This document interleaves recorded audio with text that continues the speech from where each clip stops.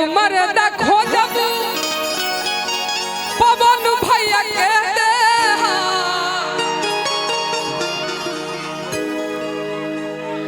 और की हीरो मर्दा खोजब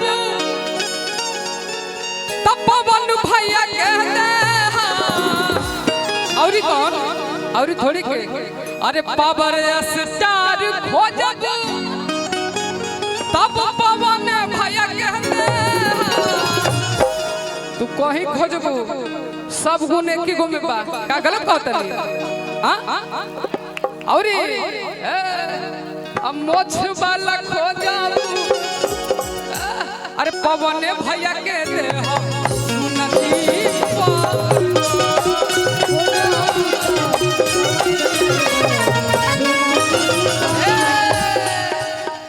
मुखिया मरदा खोजब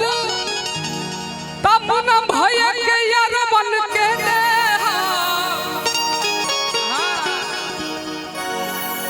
और कितना गमछी वाला खोजब और कितना बढ़ के यार बन के दे हम सुन प्यारी खोजब कोई सन मरदा रे सुन प्यारी हो अरे कहीं मरदा खोजब कोई सन मरदा रे सुन प्यारी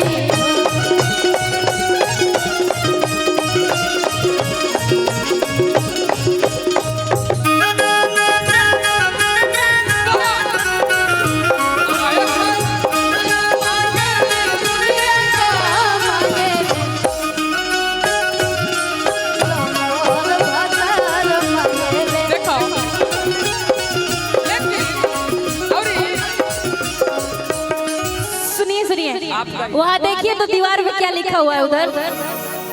दीवार पे डिंपल लिखल बा कितनी ताकलो डिंपल आई लव यू अतनी ताकलो देवलिया पे का लिखल बा तनी ताकलो अच्छा ताकलो देवलिया पे का लिखल बा तनी ताकलो विद्वत रूप से कि आई लिखल बा आई लव लिखल बा आ तहरा बहिनी के और कि रोहारी के तीन पता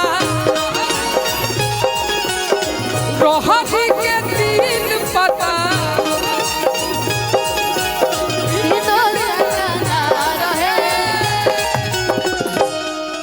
और डिंपल जी के बहिनिया हमू ना कहब लेकिन एगो चीज तो बाड़ी कि डिंपल जी के तीन बहिनिया और कि पक्का के पक्का खेला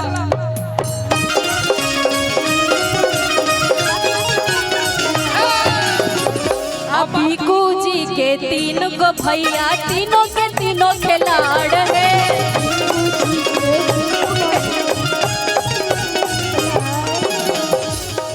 ए डिंपल जी तभी जी के एक गो भैया पापर या साचा तभी जी के एक गो भैया पापर या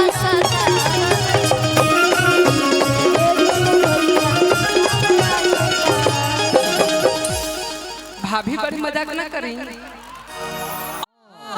जी अरे मुखिया जी ए मुखिया जी देखिए मुखिया जी अभी ना गए पहले गा ले पहले माल ले ली माल तब गाई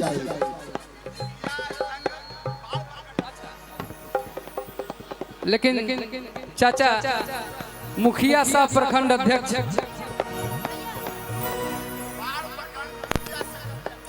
बाढ़ प्रखंड मुखिया संघ अध्यक्ष कहाँ है मुखिया जी बानी अरे सब में अलगा गमछी बंधले बनी ना चिन्हता नहीं का कि हमरा मुखिया जी के नाम कतना आ बड़ाई कतना एक खांची बड़ाई बड़ाई लेकिन क्या मतलब कर रहे वहीं बैठ के ऐसे ऐसे करे जा रहे हैं। आपको डांस आता तो इधर आइए ना कि हमरा मुखिया जी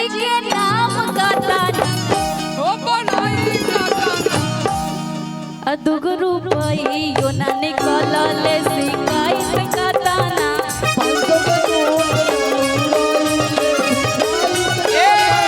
लेकिन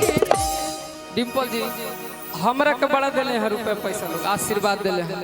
संघ के अध्यक्ष हैं मुखिया संघ के अध्यक्ष हैं अजय मुरेठा वाले बनी का पता बा शिवानी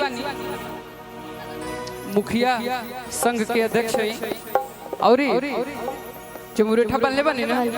आपको लग रहा होगा कि उनका गमछी आप पगली तोरा का पता है गमछी से अरे तो हम तरंगदार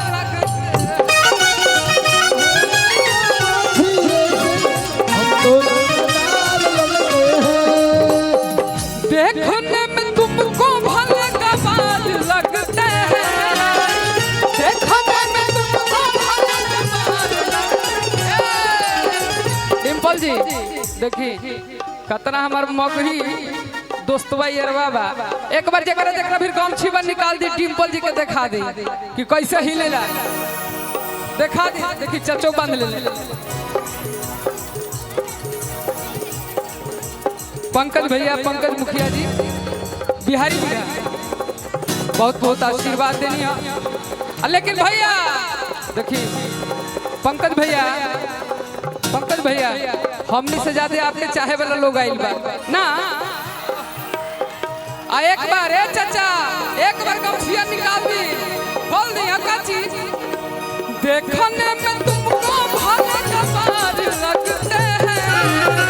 परदेसी भाई देखने में तुमको भले गवाज लगते हैं चाचा अब तोहरा का पता है गमछी से हम तरंगदार लगते हैं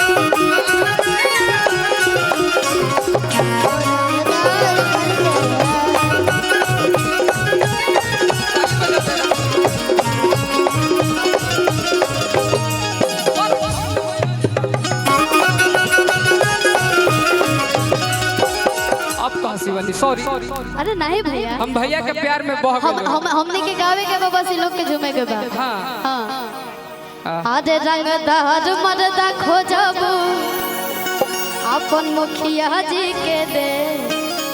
सुन प्यारे हो